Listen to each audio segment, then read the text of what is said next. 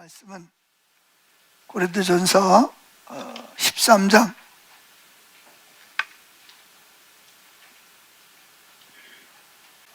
1절부터 8절까지입니다. 죄송합니다. 13장이 아니고 12장, 거의 13장으로 된 12장.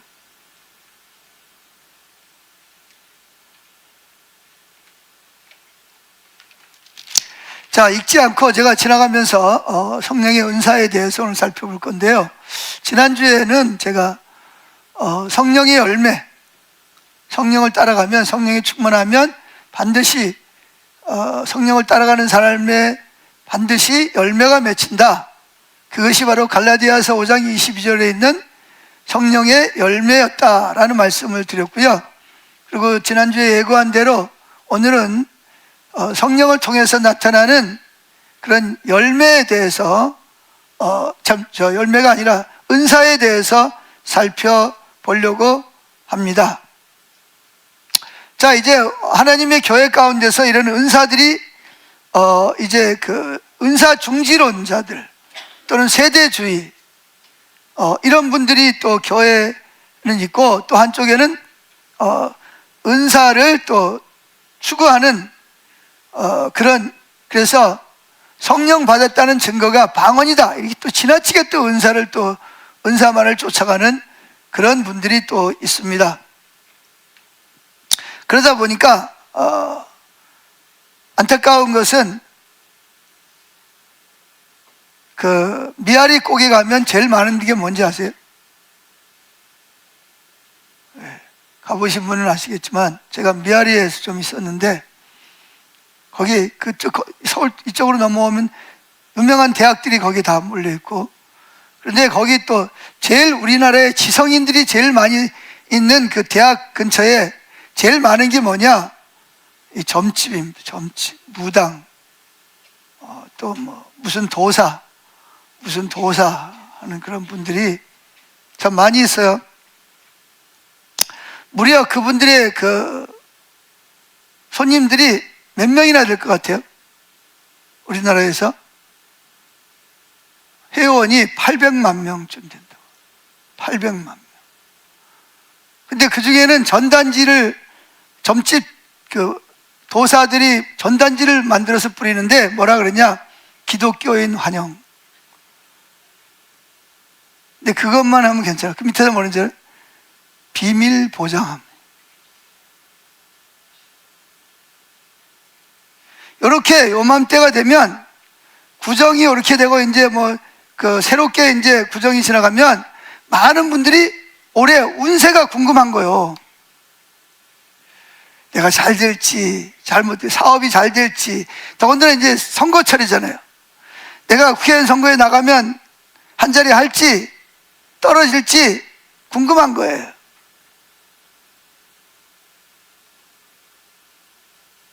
우리 애들이 무슨 과를 선택해야 될지, 어느 학교를 가야 될지, 사업을 하면 뭘 해야 좋을지, 부부관계는 어떨지, 이래가지고 다 어디로 가요?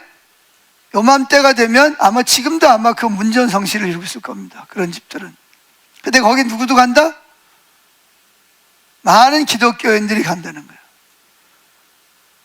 그래가지고 어떤 권사님이 요맘때만 되면 어디 가시냐? 그런 분들 찾아가서 복채 놓고 물어보고 이제 그리고 또 옵니다. 와가지고 뭐라 그러냐? 아들들 또 딸들 손자 손녀들 보고, 얘들아 5월달 되면 물가에 가면 안 된다이? 너는 5월달에 물에 가면 너 빠져 죽을 수도 있어. 그게 네 운명이야. 이러면서 이제 또 아들 보고는 또 뭐야? 너 산에 가면 안 된다이? 이러면서 사가 끼었다나 뭐가 끼었다나 그러면서. 누가? 교회 권사님들이 그런 소리를 하는 거예요. 그럼 또 이게 손자들이나 또 이 아들들, 자녀, 딸들이 볼 때는 기가 막히잖아. 그죠? 엄마는 그런 소리, 야야야, 그런 소리 하지 마라. 그런 소리 하지 마라. 다 좋은 거야, 좋은 거. 이래가지고. 심지어는 또 부적. 노란 종이에 빨간 부적 해가지고 어떤 사람은 팬티 속에다 집어넣고 다니고, 어떤 사람은 차에다가 또 걸고 다니는 사람도 있고, 어떤 분들은 자기가 차에 있는 걸 발견하고 그걸 발견해가지고 뭐 있었다는 이야기 듣고, 이건 도대체가 기독교인지 개독교인지 이 분간이 안 갈 정도로 이게 샤머니즘하고 이게 짬뽕이 돼가지고 말이죠. 이런 분들이 참 많아요. 정말 조심해야 됩니다. 그래가지고 얼마 전에 여러분 인터넷 신문에서 보신 분은 알겠지만 남편도 공무원, 여자도 고등학교 교사. 그런데 그 무당한테, 도사한테 얼마를 갖다 줬냐? 1억 5,300을 갖다 줬대. 처음에는 그냥 심심풀이로 갔는데 당신 집에 애기 끼어가지고 구슬해야 된다. 그래 구슬했더니 이제 뭐 그 귀신이 누구에게 왔다? 엄마에게 와서 또 그래가지고 구슬을 50분 했답니다. 50분. 그래 1억 5천을 줬다는 거예요. 근데 나중에 보니까 그 무당, 그 도사 부부가 각각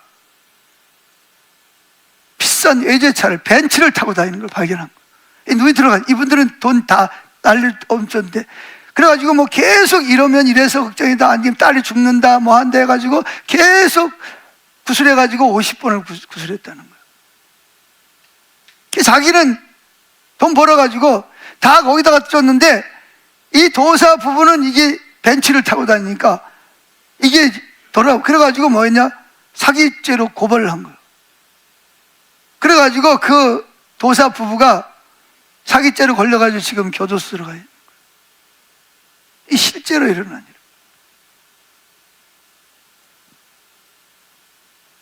근데 제가 왜 이런 이야기를 하냐? 이런 이야기 하는 한 이면에는 뭐가 있냐면 교회 안에서 은사가 나타나질 않는 거예요. 아니 물어보려면 하나님 앞에 와서 물어보면 되지. 하나님의 음성을 들으면 되잖아요. 아멘. 근데 그런 것들이 교회 안에서 안 나타나니까 교인들이 물론 가는 것 그건 잘못이지만 그래서 하나님께서는 이 교회 안에 예수 믿는 사람들에게 뭘 주신다? 은사를 주신 거예요. 은사를. 은사. 은혜 은자 일사자. 한문을 딱 보면 뭐라고 주는 것 같아요? 일하는 사람에게 일하라고 은혜로 은사를 주시는 것이다. 할렐루야. 은사의 목적이 뭐라고요? 하나님의 나라를 세우고 교회를 맡은 일을 감당하기 위해서 하나님이 뭘 주신다? 은사를 주셔요. 그래서 은혜 은자 일사자, 일하라고 주시는 거예요. 아멘. 그러니까 이 은사를 하나님이 주시는 목적은 하나님 나라를 세우고 교회에서 맡은 일을 감당을 해서 믿지 않는 자들에게 복음을 전하는 것이 하나님의 은사를 주신 뭐다? 목적이다. 그런 이야기입니다. 그런데 이게 또 문제가 있어요. 이 세대주의나 은사 중지론자들이 또 있어요. 교회 안에. 미국 달라스 신학교라든지 뭐 신학대학원을 졸업하고 오신 이런 소위 보수주의 신학교 교수님들이 뭐라 그러냐? 은사는 끝났다. 은사 중지론을 주장을 하는 거예요. 왜? 은사는 창세기, 출애굽기, 레위기, 민수기, 신명기, 모세 오경이 기록되기 위해서 하나님이 모세를 통해서 뭘 했다? 은사를 주셔서 표적과 기사를 나타내시고, 선지자 때 선지서를 완성하기 위해서 뭘 주셨다? 선지자들이 엘리야나 엘리사처럼 기적을 행했다. 예수님 시대에는 복음서가 기록되기 위해서 예수님을 통해서 은사가 나타났고, 사도들은 신약 서신서가 완성되기 위해서 뭐가 필요했다? 사도들에게 은사가 필요했다. 근데 성경이 66권 완성됐지 않냐? 근데 무슨 은사가 필요하냐? 이렇게 은사 중지론자들이 있어요. 그래가지고 총신대에서 아주 유명한 총장님이 있습니다. 그분도 그런 은사 중지론자였어요. 근데 어느 날 사모님이 몸이 아파가지고 죽어가는 거예요. 그래가지고 어떻게 했어요? 좋다는 병원은 다 가봐도 안 되는 거예요.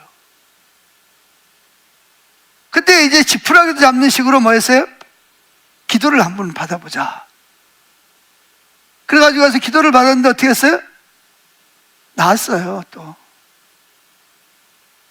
그러니까 이분이 이게 뭐야 도대체. 은사가 끝났다라고 믿었는데. 그리고 그날 새벽 예배 하다가 자기도 모르는데 이상한 말이 막 혀 꼬부러지면서 이상한 말이 막 나온 거예요. 기겁을, 이게 뭐지? 이래가지고 막 입을 막 붙잡는데도 뭐가 나와요? 이게 뭐겠어요, 이게? 방언이 터져요, 방언은 끝났다. 그건 마귀가 하는 거다. 이랬는데 자기 입에서 마귀가 막 역사가 나타나는 거예요. 이게 난리가 나타났어요.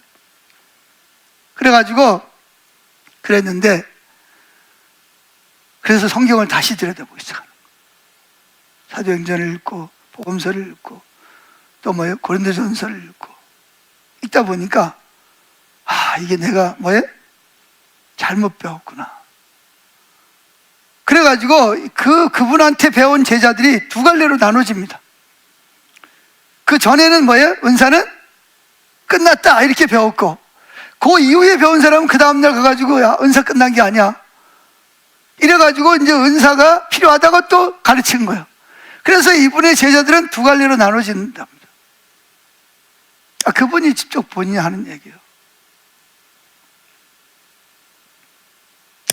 자, 그래서 하나님이 이 은사를 주신 분명한 뭐가 있다? 목적이 있다는 거예요. 그 목적에 맞게 은사를 사용해야 됩니다. 할렐루야. 자, 근데 또 어떤 사람은 또 뭐라 그러냐? 너무 또 지나치게 은사를 또 추정해요.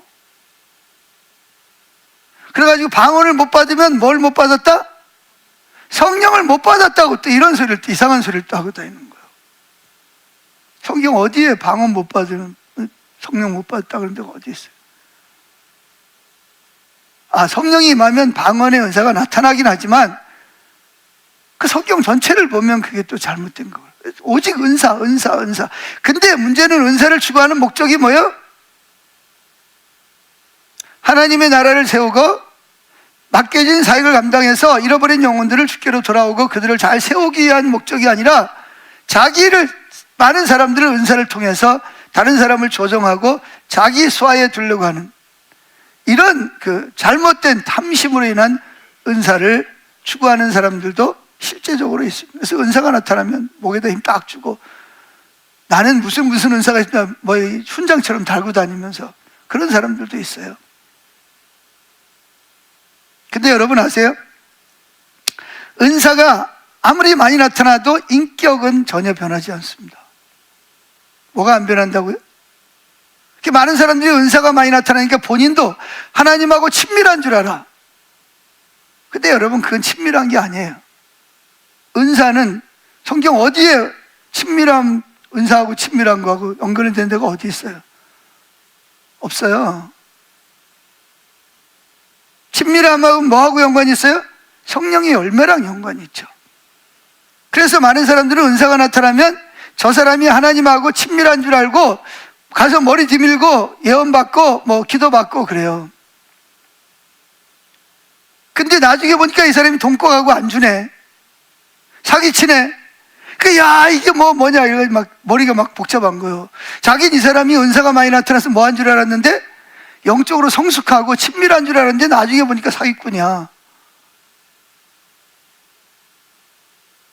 본인이 사기꾼이 되려고 그런 건 아니지만 은사가 나타난다고 해서 그 사람의 인격이 변하는 건 아니다. 인격은 언제 변한다? 친밀한 가운데서 성령의 능력으로 우리가 계속 주님의 얼굴을 바라보고 주님을 사모할 때 내 안에 계신 성령님이 나를 누구의 모습으로? 영광에서 영광으로 예수님의 성품으로 닮아가는 거지, 은사가 많이 나타난다고 해서 인격이 변하는 건 절대로 아닙니다. 성경은 그렇게 말하고 있지 않아요. 아멘. 그럼 은사는 왜 주시냐? 왜 준다고요? 말 그대로 은혜라는 것은 선물이라는 것이에요. 뭘 하기 위해서? 일을 감당하기 위해서 뭐가 필요해? 선물이 필요한 거예요. 자 보세요. 걸어가는 거하고 자동차 타고 가는 게 어느 게 빨라요? 그러면 자동차 타고 가는 거, 비행기 타고 가는 거 어느 게 빨라요? 이게 바로 은사라는 거예요. 은사가 있는 사람은 걸어가는 사람보다 뭐예요? 빨리 목적지에 갈 수 있어요. 할렐루야. 비행기 타고 가는 사람은 자동차 타고 가는 사람보다 더 빨리 갈 수가 있어요. 그래서 하나님이 우리에게 뭘 주시는 거다? 은사가 뭐 하는 거라고요? 일하기 하기 위해서 선물을 주시는 거예요. 자동차를 선물로 주시고 비행기를 선물로 주시고 은사를 선물로 주시는 거예요. 근데 자동차 가졌다 그래가지고 내 인격이 바뀌어요? 바뀌어요? 안 바뀌어요? 안 바뀌어요. 근데 사람들은 은사가 많이 나타나면 본인도 하나님하고 친밀한 줄 알아. 착각하지 마세요. 성경에 그런 말이 없어요. 인격이 바뀌는 것은 성령의 열매죠. 성령의 열매. 아멘. 은사는 뭘 위해서? 하나님 맡긴 사역을 감당하고 복음을 전하기 위해서 하나님이 선물로 우리에게 은사를 뭐한 것이다? 주시는 것이다. 그러니까 우리에게 은사가 필요해요? 안 필요해요? 필요하죠. 걸어갈래요? 자동차 타고 갈래요? 자동차 타고 갈래요? 비행기 타고 갈래요? 그럼 그래서 은사가 우리에게 필요한 거예요. 아멘? 자, 그러면 이 은사가 나타난 데가 어디냐? 고린도전서 12장. 여기만 있는 줄 아는데 안 그렇습니다. 로마서 12장에도 보면 7가지 은사가 나타나고 고린도전서 12장에 보면 9가지 은사가 나타납니다. 할렐루야. 자, 성경을 보겠습니다. 고린도전서 12장 8절 시작. 어떤 사람에게는 성령을 통해 지혜의 말씀이 주어지고 어떤 사람에게는 동일한 성령을 통해 지식의 말씀이 주어집니다. 또 어떤 사람에게는 동일한 성령에 의해 믿음의 은사가, 이건 믿음은 2가지가 있어요. 은사적인 믿음이 있고 예수를 믿고 구원받는 믿음이 있다. 할렐루야. 여기는 무슨 은사? 무슨 믿음? 은사로서의 믿음이 있다는 거예요. 또 어떤 사람에게는 병 고치는 은사가 주어집니다. 10절. 또 어떤 사람에게는 기적을 행하는 은사, 표적을 행하는 은사가 있다고. 어떤 사람에게는 예언을 베푸는 은사가, 어떤 사람에게는 영을 분별하는 은사가 각각 주어집니다. 그리고 어떤 사람에게는 여러 가지 방언을 할 수 있는 은사가 주어지고 어떤 사람에게는 그런 방언을 해석하는 은사가 주어집니다. 여기까지 은사가 몇 가지예요? 9가지요. 9가지. 여기서 9가지 성령의 열매, 9가지, 고린도전서에는 9가지 성령의 은사가 고린도전서 12장에 나타납니다. 그리고 로마서 12장에도 7가지 은사가 나타납니다. 아멘. 자, 그러면 이거 봅시다. 11절부터 시작. 이 모든 은사들은 한 분이신 동일한 성령에게서, 은사를 주시는 분은 누구다? 성령임. 12절. 몸은 하나이지, 여기 몸은 교회를 말하는 거예요. 몸은 하나이지만 여러 지체로 이루어져 있습니다. 또 여러 지체로 이루어져 있지만 한 몸을 이룹니다. 그리스도의 몸도 이와 마찬가지입니다.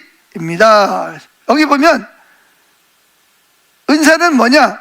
은사는 내가 너 이거 줄게, 이거 네가 가져, 이게 아니에요. 은사는 나타남입니다. 따라합시다. 은사는 사역을 할 때 필요한 사역이, 필요한 은사가 나타나는 것이다. 만약에 내가 병 고치는 은사가 있다. 그럼 주머니 넣고 다니다가 저기 휠체어 타고 가는 사람 예수의 이름으로 다 고치겠네. 그러면 그래요, 안 그래요? 그럼 중환자 실어가지고 다 고치지. 그러니까 은사를 잘 모르면 힘들어요. 은사가 뭔지를 잘 알아야 돼요. 그래서 저도 어떤 데는 기도하면 많은 사람이 나아요. 근데 어떤 데 기도하면 안 나. 그거 왜 그런 거예요? 만약에 내 소유물이라면 내가 그때 필요하면 주면 되잖아. 그죠? 그게 아니고 성령이 뭐 하는 거다? 내 안에 계시다가 그분의 사역을 위해서 그때 그분이 나에게 은사를 통해서 뭐 하는 거다? 나타내는 거다. 할렐루야. 소유물이 아니란 말이에요. 아멘. 그래서 은사가 나타나야 되는 거예요. 조금 이따 더 설명을 하겠지만. 자, 그러면 10번 로마서 12장에서 봅시다. 로마서 12장에 보면 몇 가지 은사가 나온다? 7가지 은사가 나옵니다. 자, 같이 읽어보겠습니다. 로마서 12장 6절. 참, 저 고린도전서 아니, 죄송합니다. 제가 지금 왜 이러지 모르겠네. 로마서 12장 6절 시작. 우리 각자는 하나님께 받은 은혜를 따라 저마다 다른 은사를 지니고 있습니다. 보세요. 저마다 뭐라고요?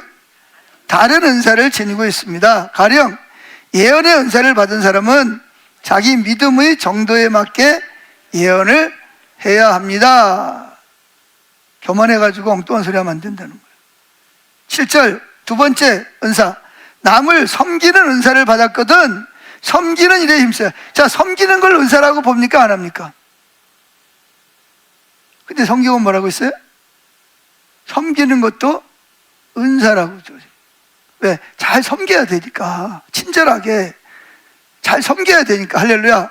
그래서 은사가 있는 사람이 섬기는 거하고 억지로 섬기는 거하고 다른 거예요. 아멘. 자, 힘써야 하고, 그 다음에 가르치는 은사를 받았거든 가르치는 일에 힘써야 합니다. 목사들이 가르치기를 잘해야 되잖아요. 셀 리더가 잘 가르쳐야 되잖아요. 교사가 잘 가르쳐야 되잖아요. 어버버버 하고 저처럼 고린도전서를 로마서라고 그랬다 왔다 갔다 하면 되겠어요? 자, 8절 또 권면하는 은사를 받았거든 권면하는 일에, 권면이 뭐예요? 시험 들었어. 또 너무 신앙이 왔다 갔다 해. 그럼 뭐에 가서 사람을 가지고 그냥 기준만 들여야 돼. 성경에 이렇게 말했잖아. 그것도 몰라. 그게 아니고 뭐예요? 형제님 지금 참 어려우시죠? 제가 이해가 됩니다. 그런데 성경을 보면 이렇게 나와 있습니다. 이렇게 말하는 사람은 뭐예요? 권면의 은사가 있는 사람이요. 근데 그렇지 않은 사람은 뭐예요? 그것도 몰라? 성경에 이렇게 나와 있잖아. 이러면 이게 뭐 상대방 권면이 아니라 뭐예요? 상대방 시험 들게 만드는 거예요.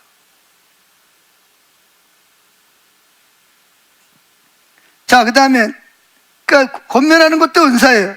나누어 주는 것도 은사입니다. 자, 5절 나누어 주는 일을 은사로 받은 사람은 다른 사람과 나눈 일에 힘써요. 왜 나누는 은사를 주시는 거예요? 나누라고, 잘 사랑으로 나누라고 주는 거예요. 어떤 사람은 돈이 많아도요 절대로 안 나눕니다.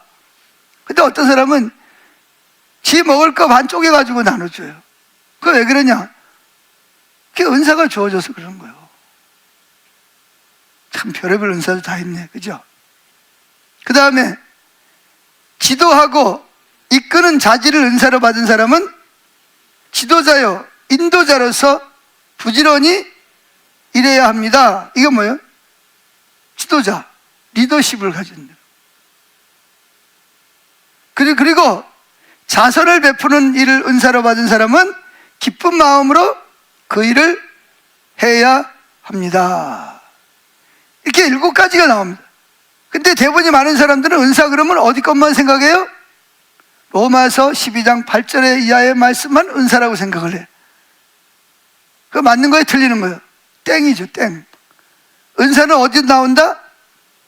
로마서 12장 6절에도 분명히 은사가 다른 은사들이 가르치는 것도 은사고, 섬기는 것도 은사고, 권면하는 것도 은사고, 예언의 은사고, 나누어 주는 것도 은사고, 지도하는 것도 은사고, 자선을 베푸는 것도 은사고. 근데 많은 사람들이 이걸 은사라고 생각하지 않나요? 왜? 별로 자기 이름이 안 드러나걸로. 그러니까 이런 건 별로 좋아하지 않아요. 그런데 이렇게 은사는 병 고치면 금방 내 이름이 드러나잖아, 그죠? 근데 하나님은 그 사람에게 맞게 이런 은사를 하나님의 일을 감당하라고 주신다. 자, 여러분들은 이 말씀을 들으면서 하나님이 나에게 주신 은사가 뭐지? 빨리 찾아야 됩니다. 캐치를 해야 되는 거야.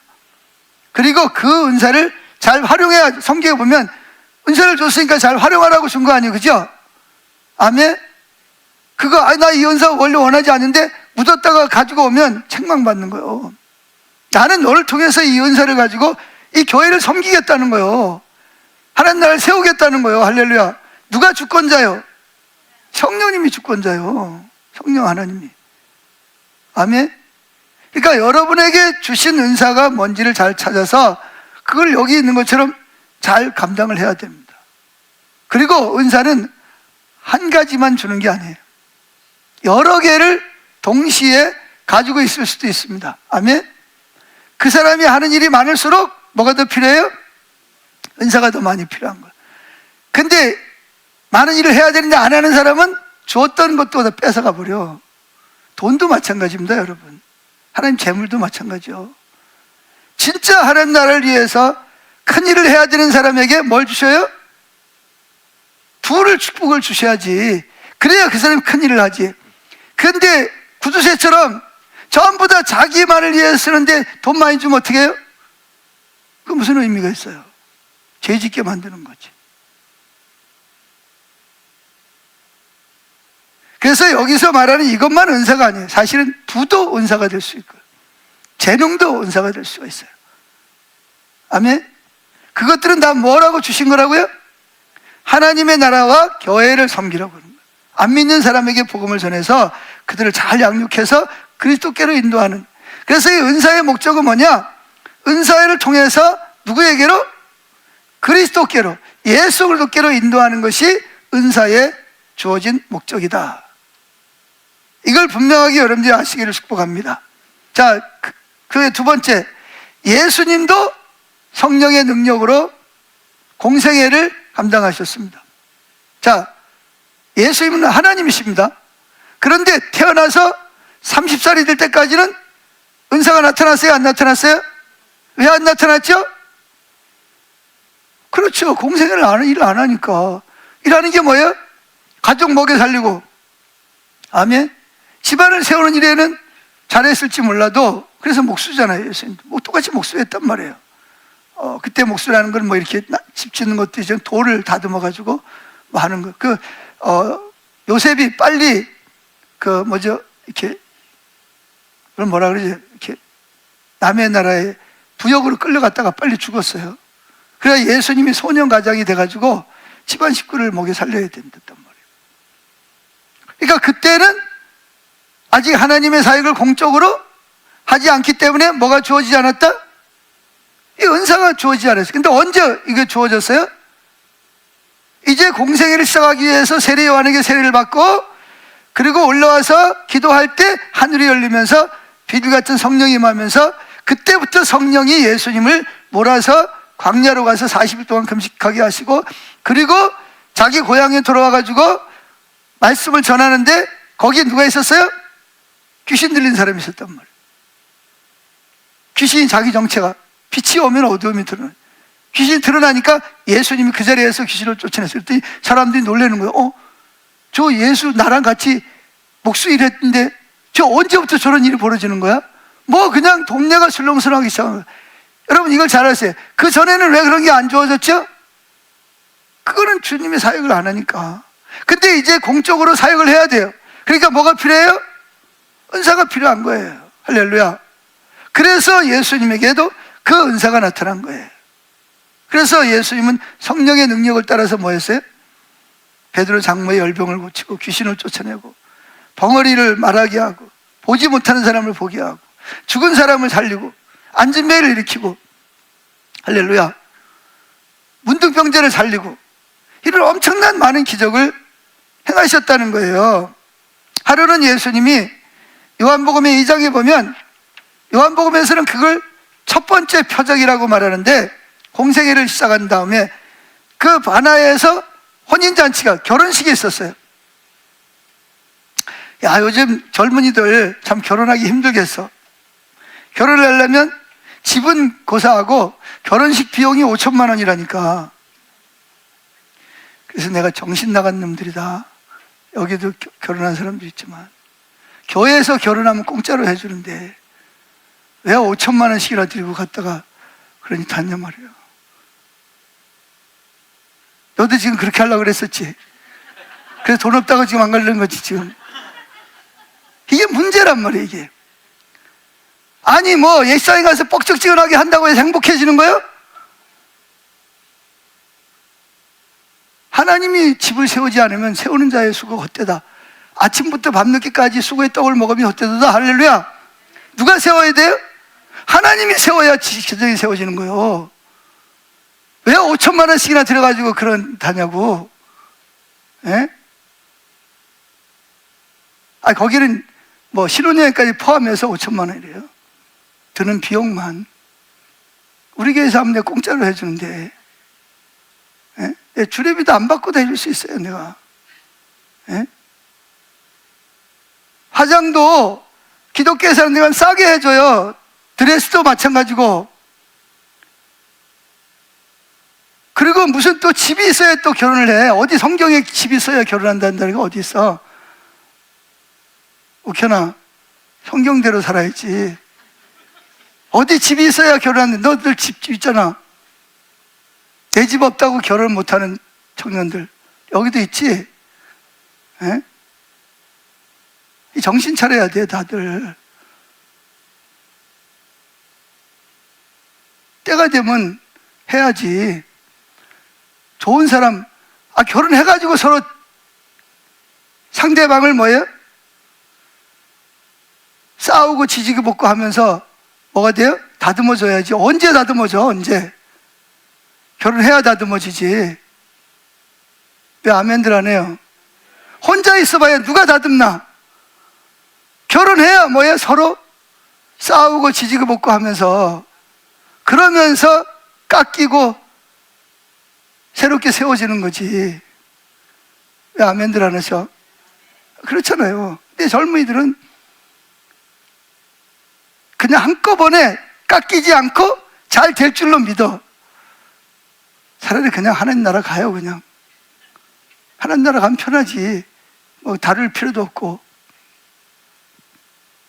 그러니까 엉뚱한 소리들 하지 말고 빨리빨리 장가들 가고 시집들 가요. 아멘. 뭘 멀리서가 찾아. 여기서 찾으면 되지.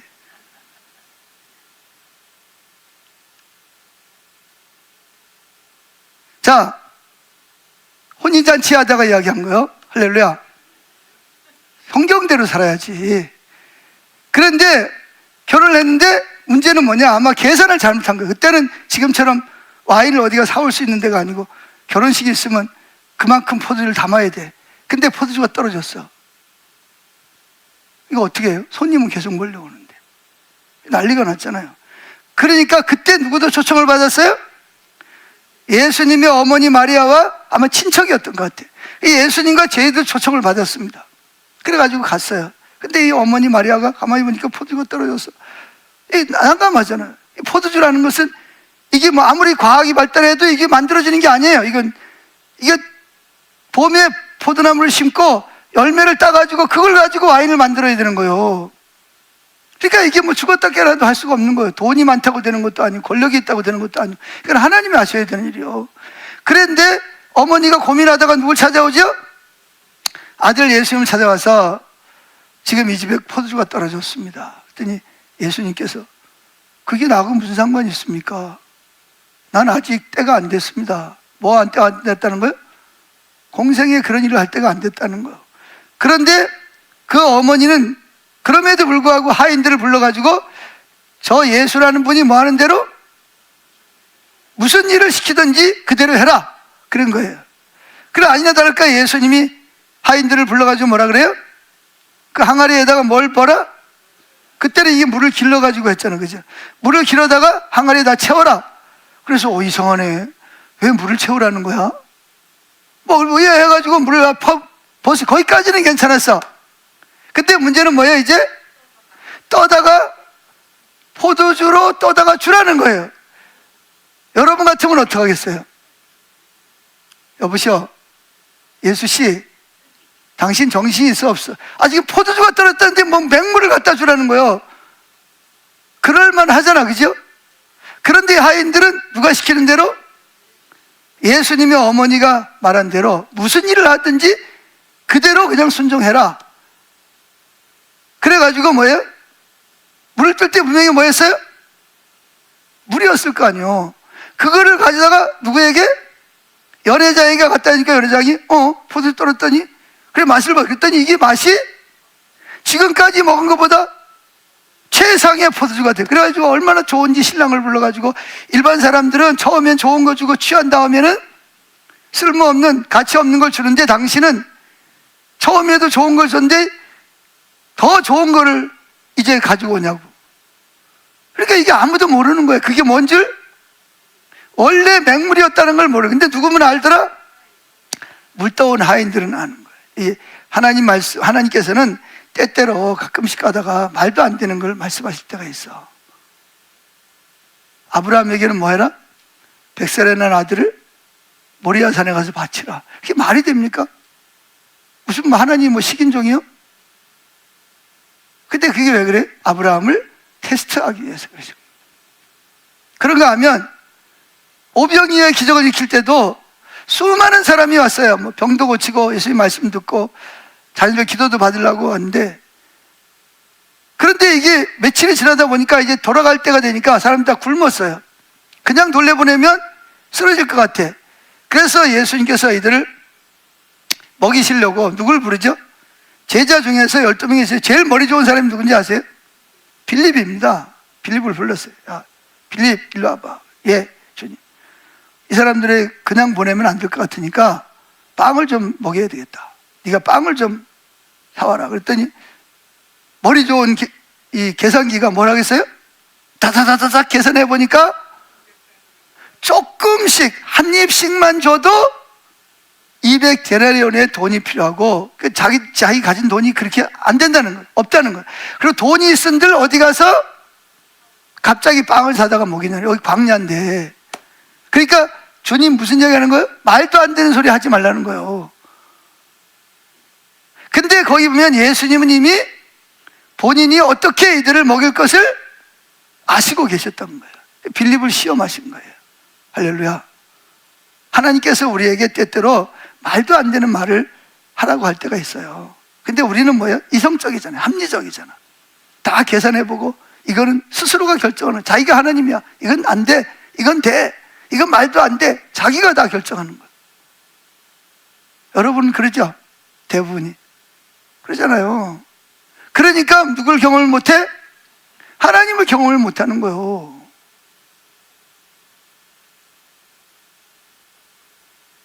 그 고려시대 때 그런 일이 있었잖아요. 역사 그 책에 보면 어느 날 황제 임금이 신하들을 모아놓고, 그때는 두루박으로 황실 안에 있는 물을 퍼올렸단 말이에요. 깨진 밑 빠진 항아리에다가 뭐를 뭐라? 음물이 있는 물을 갖다가 밑 빠진 독에다가 물을 부으라는 거예요. 신하들이 어땠을까? 여러분들이 만약에 그 신하였으면 어떡했을 것 같아요? 저 임금이 나이도 아직 어린데 혹시 치매가 왔나? 아니 뭐 귀신 들렸나? 뭐 별의별 생각을 다 할 거예요. 그래가지고 서로 피익하고 아무도 순종을 안 합니다. 여러분 생각해보세요. 물 떠다가 어디다 버려? 밑빠진 독에다 부으면 어떻게 했다는 거예요? 채워지겠어요? 안 채워지겠어요? 말도 안 되는 소리란 말이에요. 그런데 그 중에 한 대신은, 그래 다른 사람들은 막 뭐 어쩌고저쩌고, 아니야 우리 임금께서는 지혜로우셔서 뭔가 분명히 뜻이 있을 거야. 내가 이해를 못해서 그렇지. 그래가지고 뭐예요? 아침부터 들여박아서 물을 퍼가지고 열심히 밑빠진 독에다가 물을 붓는 거예요. 근데 밑빠진 독에 물은 하나도 안 고이는데 어디 물은 없어져? 이 음물물이 없어지는 거야. 그래 계속 퍼다가 붓는 거지. 그래가지고 저녁 때 그냥 완전히 녹초가 돼가지고 하면서 또 물을 길어다가 하고 또 붓고, 그러면서 이 녹초가 됐어요. 그런데 그 어두운 달밤에 뭐가 밑에서 번쩍번쩍 하는 게, 물을 다 푸니까 뭐가 보이기 시작하는 거예요. 이게 뭐지? 그러니까 뭔가 좀 하여튼 신기한 보물이 있는 것 같아. 그래가지고 줄을 타고 내려가 보니까 뭐예요? 이 임금이 이게 금덩어리를 거기다 갖다 빠뜨려 놓고 뭐 하는 거예요? 물을 갖다가 시험한 거예요. 그래서 이제 신하가 이제 급히 와가지고 이제 임금에게 아뢰는 거예요. 아, 임금님, 제가 이렇게 물을 붓는데 그 속에 뭐가 번쩍번쩍해서 보니까 금이 있는데 이거 어떻게 된 겁니까? 그랬더니 임금님께서 껄껄껄 웃으면서 내가 진짜 충신이 누군지를 분별하기 위해서 대신들에게 말도 안 되는 소리를 시켰는데 대감께서 이렇게 했으니까 이건 누구 거다? 이건 대감이 나를 신뢰하고 하니까 이건 대감 겁니다. 그랬더니 다른 대신들이 뭐예요? 눈이 둥그려가지고 어이씨, 그럴 줄 알았으면 내가 하는 건데 이 실제로 일어났던 사건이라는 거죠. 예수님도 때때로 그런 일을 지금도 저와 여러분에게 때때로 뭐예요? 합리적으로 볼 때 이해가 안 되는 말을 하실 때가 있어요. 그래서 누굴 알아야 돼? 예수님을 알아야 되는 거예요. 자, 세 번째, 사도들도 예수님만 그렇게 한 게 아니에요. 사도들도 뭐 했어요? 성령의 능력으로 하나님의 사역을 감당했습니다. 사도 바울도 뭐라 그랬냐? 이렇게 말합니다. 고린도서 2장 4절 시작. 그래서 내가, 바울이 말하는 거예요. 여러분에게 전하는 말과 설교는 그리 지혜롭지도 못했고 설득력 있는 것도 아니었습니다. 다만 나는 성령의 능력을 보여주고자 한 것뿐입니다. 그리하여 나는 여러분의 믿음이 사람의 지혜에 뿌리를 내리지 않고 오직 하나님의 능력에 뿌리 내리기를 간절히 바랐던 것입니다. 그런 거예요. 사도 바울도 복음을 자기가 설교를 하면서도 내 설교를 듣고 누가 예수를 믿겠나? 이걸 알아요, 바울도. 그러나 자기가 지혜롭고 설득력이 없다는 것도 알고 있어요. 근데 누가 역사를 한다 그래서 성령의 능력으로 내가 비록 설득력도 없고 잘하지도 못하지만 이 설교를 듣고 사람들이 뭐예요? 성령의 능력으로 역사하셔서 그들이 믿음을 가지도록 하나님을 의지했다는 거예요.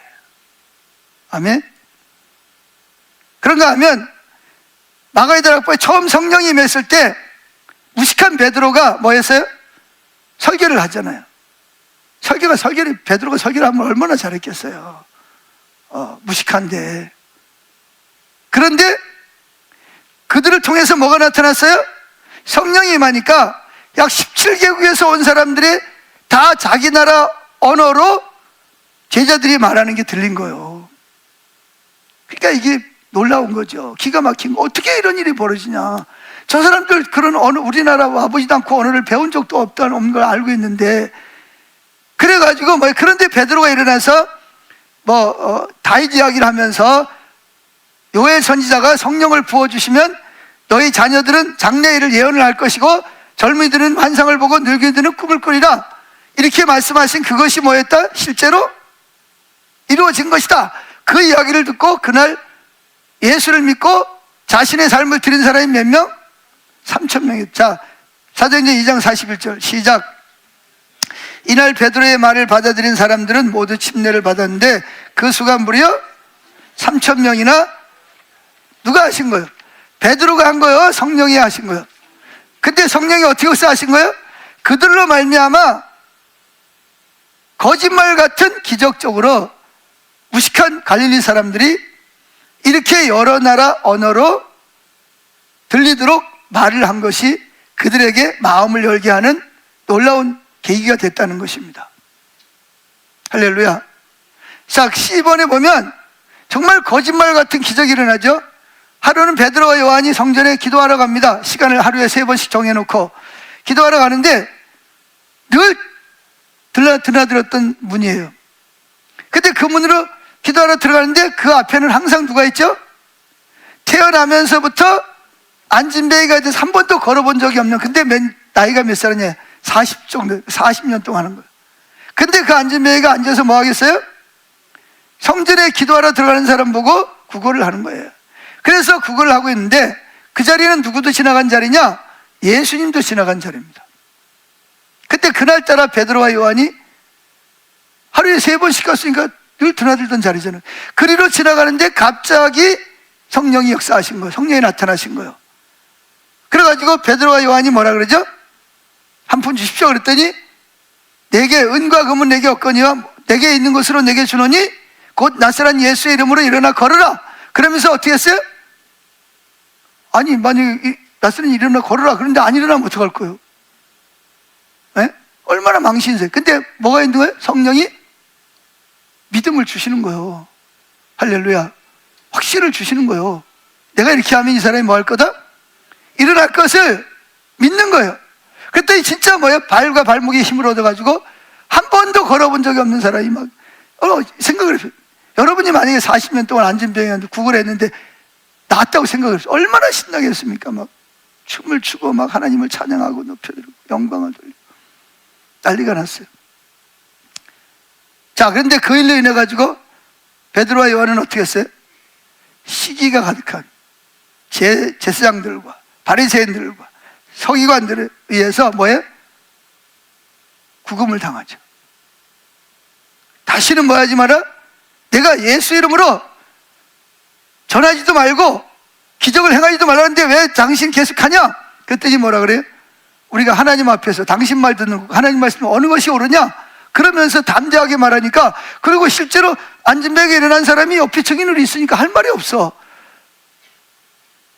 아멘. 그래서 결국은 어떻게 됐어요?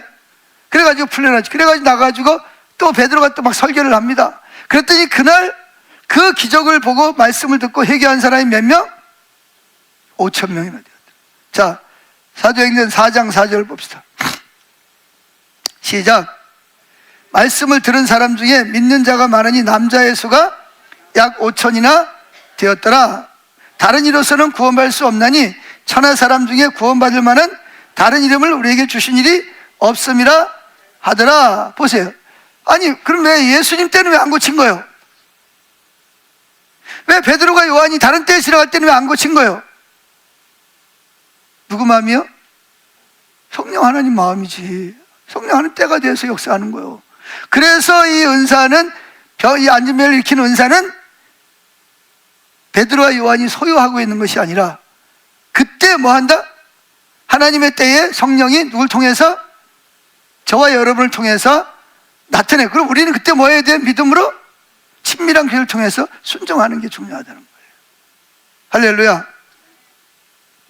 자, 그런가 하면 그 성령님은 이방인에게도 찾아오셔서 역사를 하시고, 이탈리아 백부장을 100명의 부활을 거느린 고넬료라는 사람이 있습니다. 근데 이 사람이 로마 사람이지만 다른 로마 사람은 달라요. 유대교의 하나님을 존중하고, 그래서 어려운 사람들을 구제를 많이 하고, 그리고 늘 시간을 정해놓고 기도했어요. 근데 어느 날 하나님이, 성령 하나님이 누굴 보냈어요? 천사를 보낸 거예요, 고넬료에게. 그래가지고 갑자기 기도하는데 갑자기 환한 빛이 나더니 천사가 나타난 거야. 나타나가지고 뭐라 그래요? 내가 내 구제와 내 기도를 들었다. 그러면서 어디 가면 요빠, 그 항구 도시에 이스라엘에 가면 거기 피장이 시몬이라는 가죽 공장을 하는 집에 가면 베드로라는 사도가 있는데 그를 불러다가 말을 들으시오. 그런 얘기를. 그러고는 사라져 버렸어. 이게 고넬료가 처음에는 이 꿈이야 생시야 이게 뭐야 도대체? 너무 놀란 거예요. 그런데 이제 경건한 종들들을 불러서 베드로에게 사람을 시켜서 보냈습니다. 그리고 이제 그들이 베드로의 사는 집에 거기에 가까웠을 때 베드로는 정심때가 된 거예요. 정심때가 됐는데 밥을 안 줘. 그래서 뭐예요? 기도는 해야 되겠다. 그리고 이제 옥상에 올라가서 기도하는데 갑자기 뭐예요? 젊은이들은 뭐 할 것이라고 그랬어요? 환상을 볼 거예요. 진짜 하늘에서 환상을 보는데 큰 네 귀퉁이를 매단 큰 보자기가 하늘에서 쫙 내려오는 거예요. 그래서 이게 뭐지? 보니까 뭐 율법적으로 먹으면 안 되는 동물들, 새 이런 것들이 가득 들어있는 거예요. 뭐 뱀, 쥐 뭐 이런 것들은 뭐 율법적으로 먹어야 될 게 있고 먹지 말아야 될 게 있거든요. 그런데 하늘에서 음성이 들려옵니다. 뭐라고 들려오죠? 베드로야 일어나서 잡아먹으라. 그 베드로가 뭐라 그랬겠어요? 주님, 난 지금까지 율법에서 부정하다고 한 것들은 먹지 않았습니다. 그랬더니 하늘에 또 반응이 뭐라 그러죠? 내가 깨끗게 한 것을 내가 왜 부정하다 하느냐. 그리고 쑥 올라가는 거예요. 그래서 이게 뭐, 근데 또 조금 이따 또 내려와. 동일한 일이 몇 번? 3번이나 있었습니다. 그래서 베드로가 그러잖아요. 그죠? 우리는 그런 걸 보면 의아해하잖아요. 주님, 이게 무슨 뜻입니까? 성령님 알려주세요. 그러고 있는데 마침 문을 두드리는 소리예요. 이 집에 베드로라는 사람이 있습니까? 그때 성령이 베드로에게 뭐라 그러죠? 두려워하지 말고 따라가라. 그래서 이제 만났습니다. 그랬더니 뭐 자기 백부장이 천사를 만나가지고 이렇게 해서 왔다는 거예요. 그래서 이제 여러 사람이 이제 베드로 혼자 가기 뭐하니까 다른 사람들하고 같이 갔어요. 가서 뭐예요? 거기에서 이제 복음을 전했대. 마가의 다락방에 있던 성령이 똑같이 그들에게 임하셔서 그들이 성령의 충만함을 받은 거예요. 할렐루야. 이렇게 하나님은 뭐예요?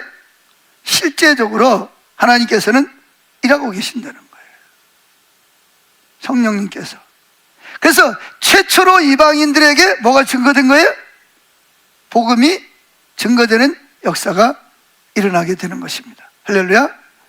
자, 거기 성경은 여러분들이 읽어보시고, 자, 4번째, 성령님은 이 은사를 통해서 초대교회 성도들을 통해서, 사도뿐만 아니고 이 성도들을 통해서. 그럼 사도라는 말이 뭐죠? 무슨 뜻이에요? 사도. 사도 베드로, 사도 요한, 사도 바울, 사도 뭐예요? 이 사도가 들어가는 사도라는 말이 뭐예요? 사도라는 말은 따라합시다. 보내심을 받은 자. 왜 보내심을 받은 자요? 하나님 나라를 세우고 잃어버린 영혼들을 구원하기 위해서 보내심을 받은 사람이 사도라는 것입니다. 근데 보내심을 받은 사람에게 뭘 안 주고, 일하는 사람에게 연장을 안 주고 일을 시키면 어떻게 일을 해요? 일 능률이 안 오르잖아요. 그러니까 뭘 줘야 돼요? 연장을 줘야지. 그래서 이 은사를 하나님이 뭘로 준 거다? 선물로 주신 것이다. 자, 여기 4-1번, A번을 보면 빌립이라는 7 집사 중에 한 사람이 이제 사마리아, 예수님 분명히 뭐라 했어요? 온 유대와 어디까지? 예루살렘과 사마리아와 땅끝까지 가서 복음을 전하라 그랬죠? 근데 아무도 어디를 안 가? 사마리아를 안 가는 거야. 근데 이 빌립은 그래, 하나님이 사마리아를 가라 그랬지? 그래서 이제 사마리아로 간 거예요. 가서 복음을 전합니다. 복음을 전했더니 베드로의 말도 듣고, 베드로를 내가 오늘 뭐가 좀 이상한데, 빌립의 말도 듣고 빌립을 통해서 나타난 성령의 은사를 통해서 사마리아 성에 있는 많은 사람들이 예수를 믿게 된 거예요. 할렐루야. 자, 그 내용을 봅시다. 사도행전 8장 5절부터 읽어보겠습니다. 시작. 빌립이 사마리아 성에 내려가 그리스도를 백성에게 전파하니 무리가 빌립의 말도 듣고 행하는 표적도 보고 한 마음으로 그가 하는 말을, 여기 보면 빌립이 뭘 했어요? 복음을 말도 듣고 그 다음에 뭐도? 표적도 보고 한 마음으로 그가 하는 말을 따르더라. 그럼 여기서 나오는 표적은 뭐예요? 표적. 표적이라는 말이 무슨 말이에요? 표적이라는 말은 예를 들어서 여기서 사당동까지 가려면 이 길로 가야 되고 몇 킬로를 가야 됩니다. 이걸 표적이라고 그러는 거예요. 우리나라 말로는 뭐래요? 표지판. 뭐라고요? 표지판을 언어로 말하면 뭐다? 표적이라고 그러는 거예요. 그럼 이 표지판이 뭐예요? 이리로 몇 킬로 가면 사당동이 나옵니다. 그렇듯이 이 빌립을 통해서 나타나는 중풍병이 낫고 귀신이 떠나가고 병든 자가 치유받는 이 표적을 통해서, 표적은 뭘 말하는 거예요? 성령님은 누구를 가르치는 분이에요? 예수님을 가르치는 거예요. 이 표적을 통해서 누구를 소개하는 거예요? 예수님을 소개하는 거예요. 할렐루야. 표적이라는 말이 뭐라고요? 이 표적을 봐라. 당신의 죄를 위해서 누가? 하나님이신 예수님이 예언대로 오셨고 죽으시고 부활하시고 지금도 성령을 통해서 당신에게 역사를 하지 않냐. 그러니까 누굴 믿어라? 예수를 믿어라. 이게 바로 표적이라는 거예요. 기적, 능력, 이런 것들이 다 뭐 하는 거예요? 언어에 보면 표지판이라고 해요. 표지판. 표적을 통해서 그냥 예수 믿어, 예수님 너 사랑한다니까, 예수님이 너희에 죽었다가 부활했다니까 이렇게 말하는 거하고 뭐예요? 하나님이 예언의 은혜를, 당신 지금 자살하고 싶지, 환경이 지금 어렵지, 빚 때문에 딱 알아. 그 사람 어떻게 돼요? 어떻게 알았어? 우리 마누라도 모르는데 이러면 이제 마음이 어떻게 해요? 열리는 거예요. 또 아픈 사람을 뭐예요? 병원에 가도 안 된대, 6개월 후에 죽는데, 근데 뭐예요? 기도하면 낫습니다. 그래, 기도했더니 어떻게 했어요? 나았어요. 그럼 어떻게 돼요? 의사들도 못 고치는데, 현대 과학으로 안 되는, 의학으로 안 되는, 하나님 나를 고치셨다. 그러니까 예수를, 결국 누구를 믿게 된다? 예수님을, 그 표적을 통해서 결국은 우리를 누구에게로 인도한다? 십자가에 죽으시고 부활하신 예수님께로 우리를 인도하는 것이 표적이라는 것이에요. 할렐루야. 자, 7절 시작. 많은 사람에게 붙었던 더러운 귀신들이 크게 소리를 지르며 나가고, 또 많은 중풍병자와 못 걷는 사람이 나으니 그 성에 큰 기쁨이 있더라. 빌립이 하나님 나라와 및 예수 그리스도의 이름에 관하여 전도함을 그들이 믿고, 보세요, 결국은 누굴 전해요?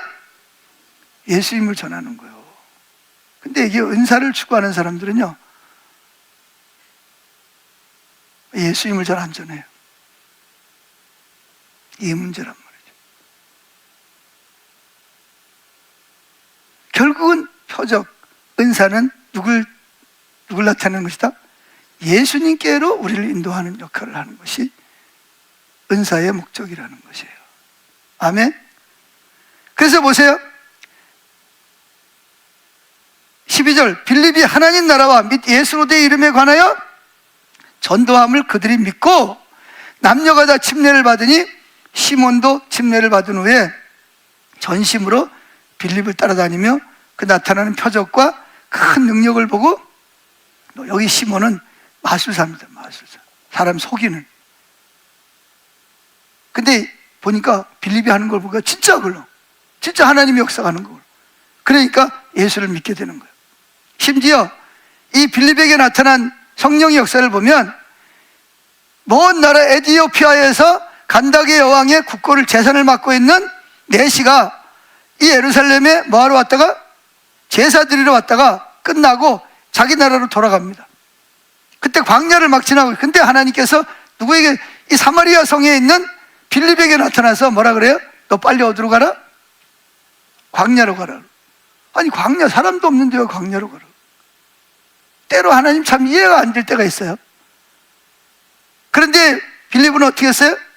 성령의 인도를 따라서 순종하고 광야로 갔습니다. 갔더니 많은 무리들이, 군사들이 호위를 하고, 어떤 사람을 호위를 하고 그 사람은 마차에 앉아가지고 뭔가를 잊고 있는 게 있는 거예요. 근데 성령이 뭐라 그러죠? 가까이 가라. 가까이 가다가 화살에 맞아 죽으면 어떡해?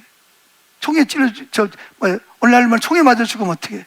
근데 성령이 가까이 가라.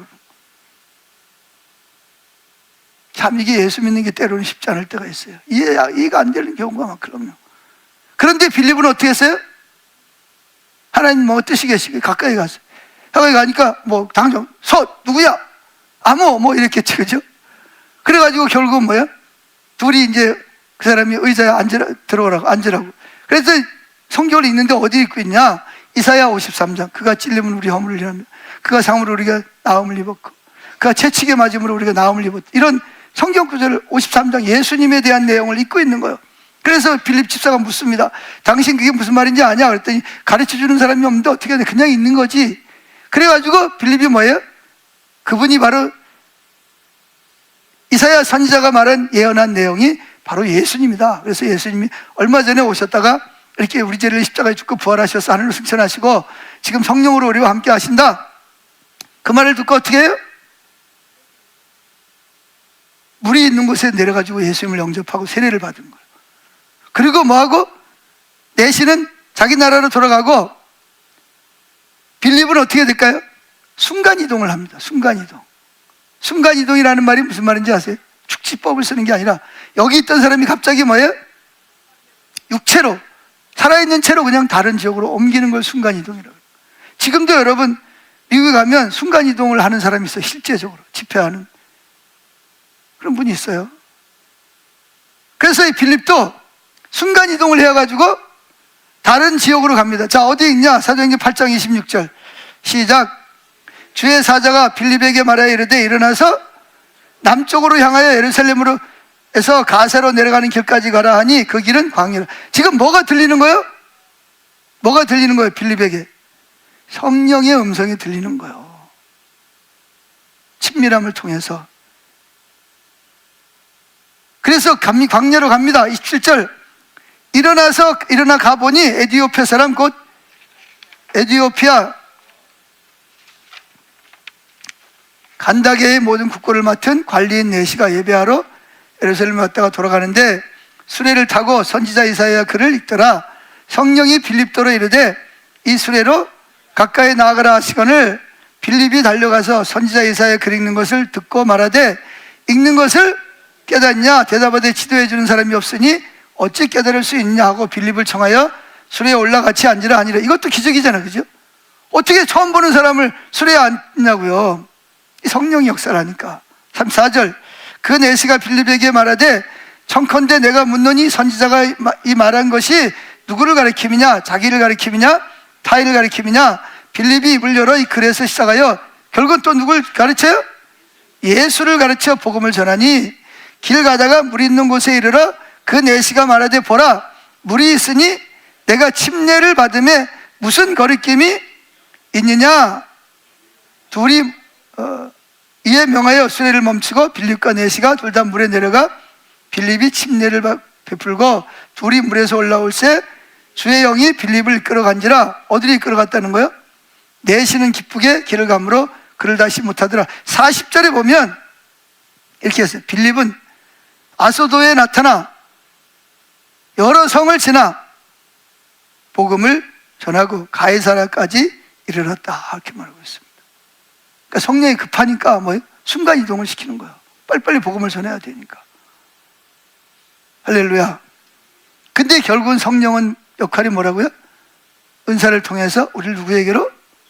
예수님께로, 예수님 친밀한 관계로 우리를 인도하시는 역할을 하시는 것을 볼 수가 있다는 것입니다. 그래서 여러분, 은사가 우리에게 필요해요, 안 필요해요? 걸어갈래요? 아니면 자가용 타고 갈래요? 자가용 타고 갈래요? 비행기 타고 갈래요? 이런 거예요, 이게. 그러니까 우리에게 어떤 나를 드러내기 위해서 은사가 아니라 예수 그리스도의 복음을 전하기 위해서 강팍한 사람들, 표적과 기사를 보면 마음이 열릴 거 아니에요. 물론 표적과 기사를 봐도 마음이 안 열리고 강팍한 사람도 있어요. 그러나 대부분은 표적과 기사를 보면 마음을 열고 예수를 믿게 된다, 그런 이야기입니다. 할렐루야. 결론입니다. 현재도 성령님께서는 저와 여러분들에게 뭘 주셔서? 여러 가지 은사를 주셔서 연약한 교인이나 안 믿는 사람을 예수님께서 인도하기 위해서 우리에게 뭐가 필요하다? 성령의 은사가 필요하다는 거예요. 그래서 고린도전서 14장 1절 읽어봅니다. 여기 중요한 말이 있습니다. 첫째 뭘 추구하라? 사랑을. 그래서 13장에 보면 사랑이 없는 은사는 의미가 있다 없다? 아무런 유익이 없단 말이에요. 아무리 많은 사역을 하고 아무리 많은 놀라운 기적을 일으켜도 사랑으로 하지 않은, 본질로 하지 않은 것은 본인에게 유익이 없어요. 그래서 뭘 추구해라? 신앙의 본질인 마음을 다하고 목숨을 다하고 뜻을 다하고 힘을 다해서 하나님을 사랑하는 것을 추구하라는 거예요. 할렐루야. 그 신앙의 본질, 핵심인 본질을 추구하면서 뭐를 하라? 신령한 것들을 사모하되 특별히 예언을 하려고 하라. 2절 방언을 말하는 자는 사람에게 하지 아니하고 하나님께 하나니 이는 알아듣는 자가 없고 영으로 비밀을 말함이라. 그러니까 개인에게 유익이 있다는 거예요. 3절 그러나 예언하는 자는 사람에게 말하여 덕을 세우며 권면하며 이루하는 것이요 방언을 말하는 자는 자기의 덕을 세우고 예언하는 자는 교회의 덕을 세우나니 나는 너희가 다 방언 말하기를 원하니 특별히 예언하기를 원하노라. 만일 방언 말하는 자가 통역하여 교회의 덕을 세우지 아니하면 예언하는 자만 못하니라. 할렐루야. 우리가 이렇게 하나님과 친밀함을 추구하면서 동시에 사역을 위해서 뭐가 필요하다? 은사가 필요하다. 그래서 그 은사 중에 예언의 은사를 하는데 예언의 은사는 세 가지 요소가 위에서 있습니다. 자, 3절. 그러나 예언하는 자는 사람에게 말하여 첫째 뭘 세우고? 덕을 세우고, 둘째 권면하고, 셋째 이게 예언의 목적이요. 하나님의 비밀을 드러내는 거죠. 할렐루야. 근데 목적이 뭐냐? 덕이라는 것은 벽돌을 쌓아둔 그 사람이 예수 그리스도께 더 친밀해지도록, 더 가까이 가도록 도와주는 역할을. 그 다음에 뭐예요? 권면하고 이루하는 것이고. 그래서 방언은 자기 덕을 세우지만 이왕 은사를 구하는 걸 뭘 더 구하면 좋겠다? 방언이 필요 없다는 게 아니라 교회를 섬기는 일에는 방언도 중요하지만 예언이 더 효과적이다, 그런 이야기를 하는 거예요. 할렐루야. 그래서 여기 5절에 보면 나는 너희가 다 뭐 하기를 원하나? 방언하기를 원하는. 여러분들 방언의 은사 받으시길 축복합니다. 그런데 특별히 뭐 하기를 원하노라? 예언하기를. 왜? 예언은 자기 덕을 세우, 자기 유익을 구하고, 예언은 교회의 덕을 세우기 때문이다. 이렇게 하나님은 교회를 중요시 여기는 겁니다. 아멘. 자, 그래서 우리가 오늘은 이 은사의 종류, 도대체 은사는 어떤 종류가 있으며 왜 하나님이 은사를 주시는가를 찾아 살펴보았습니다. 그러니까 우리가 친밀함 가운데서 뭐를 구해야 된다? 은사를 구하는 것이 잘못된 것이 아니라 필수적인 것이다. 신뢰한 것을 사모하라 그랬으니까. 아멘. 그 목적이 분명해야 된다. 목적은 뭐라고요? 하나님 나라와 복음을 전하는, 그래서 다른 사람을 세우는 역할을 하는 거예요. 기도하겠습니다.